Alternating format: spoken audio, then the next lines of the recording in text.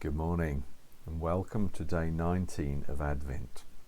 This morning we're picking up on another name that we find for the baby in the manger from the Old Testament prophecy of Isaiah. This time from the famous Christmas prophecy in Isaiah chapter 9. Shortly after we read of the people walking in darkness seeing a great light, we come to Isaiah 9 verse 6, where we read, "For to us a child is born, to us a son is given, and the government will be on his shoulders, and he will be called Wonderful Counselor." Now, our problem with the title Wonderful Counselor is both of these words have been changed and perhaps cheapened in the way we use them. When we use the word wonderful, we often mean something is quite nice or pleasing. Wow, that's a wonderful cup of tea. Or it's wonderful to put my feet up. In the Bible, the word wonderful has a much more powerful meaning. Literally, it means there is no way I can get my tiny mind round this. This is totally beyond my ability to even begin to comprehend it. The closest thing I can think of is the sense of overwhelming wonder you get as you look up at the night sky on a clear, moonless, dark, frosty night, and you try and grasp the sheer magnitude of what you're looking at. And it seems like your mind just slides off because it's just too big. But even that's a limited analogy when it comes to Jesus. We've been trying to glimpse something of the wonder of the baby in the manger these last 19 days. But even if we kept going for another 119 years, we would not begin to fully grasp Jesus. He is beyond our comprehension. And yet, perhaps more amazingly, he is so finite as a baby in the manger, the infinite God in the form of a tiny baby. That is truly wonderful. But the word wonderful in Isaiah 6 is coupled with the word counselor. Now, when we think of counsellor, we have to forget parish counsellors. That's a different word altogether.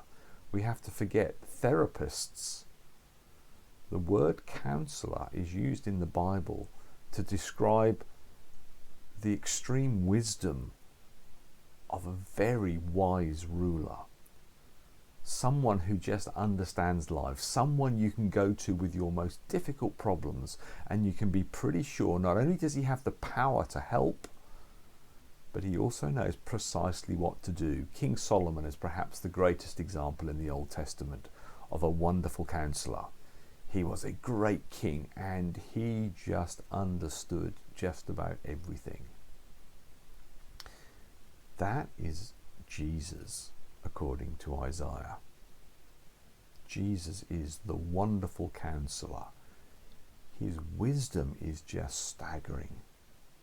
And along with his wisdom comes huge power. We often struggle with the idea that everything that happens to us is allowed by God for a reason. And if we're Christians, that reason is our good.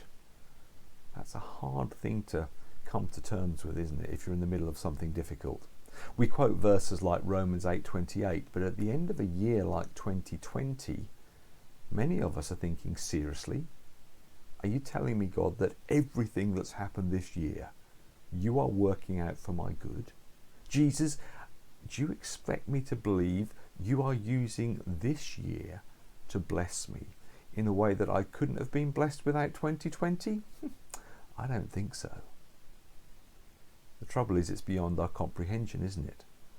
We cannot grasp that thought with our tiny minds. We need to follow Isaiah's gaze as he points to the baby in the manger.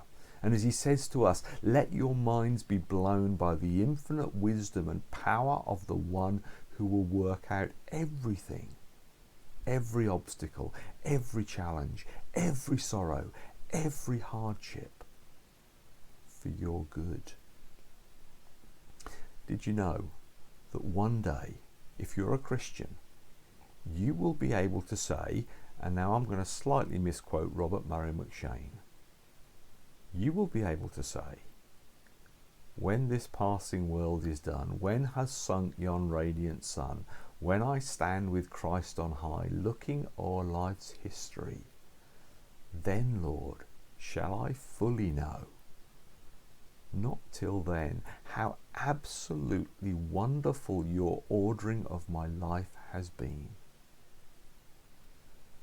When we look back over every detail of our lives, standing beside Jesus in heaven, we will be able to say to Jesus, so that's why you allowed me to come along that path. That's why you allowed that awful thing to happen to me. Because your wonderful wisdom and your awesome power had blessings that I would not have been able to experience had I not come down that route. And we'll praise him for it. You see, that's what the baby in the manger can do as the wonderful counselor. That's one of the reasons he is worthy of our worship.